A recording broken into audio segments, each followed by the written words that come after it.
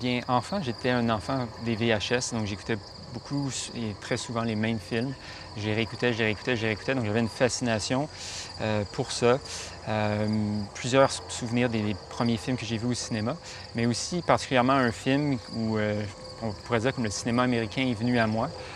C'était un film de fiction au tournage d'une scène, d'un plan qui était répété, répété, répété sur plusieurs heures. Puis je retrouvais un peu ce que j'imaginais, moi, derrière les VHS, à rembobiner puis à réécouter des scènes ou à réécouter des films au complet. J'assistais à la création de ça. Donc, c'est la création de ça qui m'intéressait. Comment un mouvement, comment une action, quelque chose qui existait dans le réel, comment ça peut être capturé, puis quelle est la technique qui l'entoure. Donc, c'est vraiment ce qui m'intéressait, moi, en découvrant les VHS puis en repassant de certains moments. Donc, je dirais que ça a comme été le premier contact avec le cinéma, avec l'idée de capturer le mouvement, capturer le réel. Oui, bien, je pense que c'est un film qui m'a marqué par rapport à ce que je fais aujourd'hui, le type de cinéma.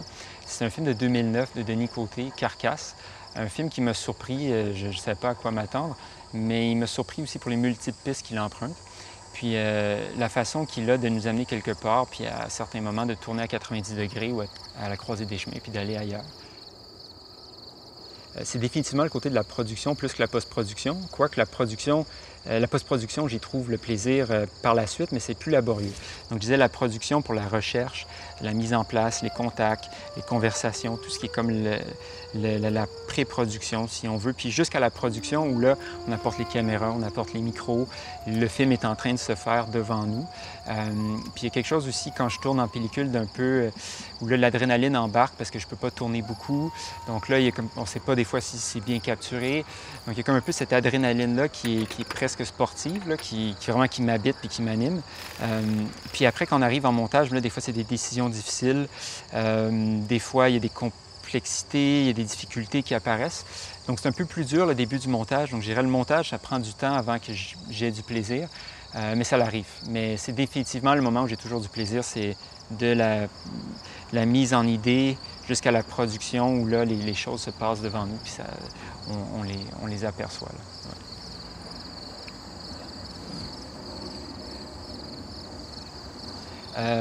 Donc oui, un peu à la fois glaneur comme Varda, puis un peu à la fois aussi préparé. Donc j'arrive des fois avec une liste, puis c'est certaines choses que je veux tourner, cadrer, préparer. Puis il y en a d'autres que je découvre sur le moment, donc j'essaie de ne pas trop être, disons, attaché à ma liste de choses que j'aimerais faire, mais m'imprégner du moment. Donc c'est un peu un des deux, avoir un plan, mais être très flexible aussi. Puis en même temps, comme je fais le son et l'image en même temps, des fois, c'est ça, il faut que je prenne une décision, qu'est-ce que je fais, je ne peux pas avoir les deux. Puis là, sur le moment, je dis, OK, bien, le son est plus important que l'image ici, ou l'image est plus importante. Puis je décide, puis c'est un peu ça qui est comme extrêmement angoissant, mais qui fait partie de l'adrénaline de tourner en pellicule aussi, c'est d'avoir cette sensation-là où on ne peut pas tout avoir, puis il faut faire des choix sur le moment. Puis oui, donc ça implique d'être préparé, mais d'être très ouvert puis très flexible aussi.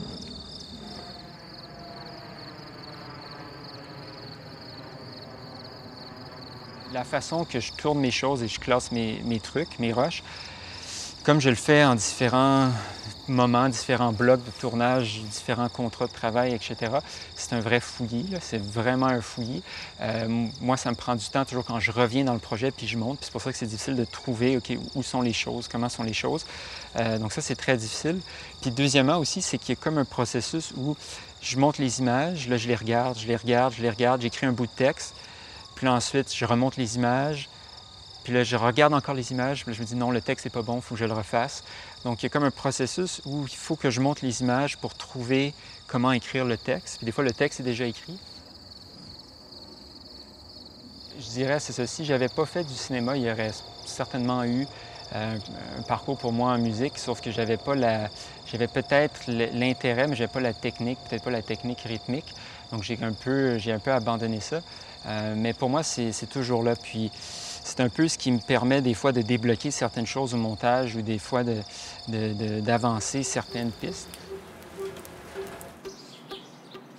Au fil des mois, dans la persistance du regard pour ce geste horticole, elle y trouva une parole familière dont l'éloquence du geste avait pour équivalence son vocabulaire.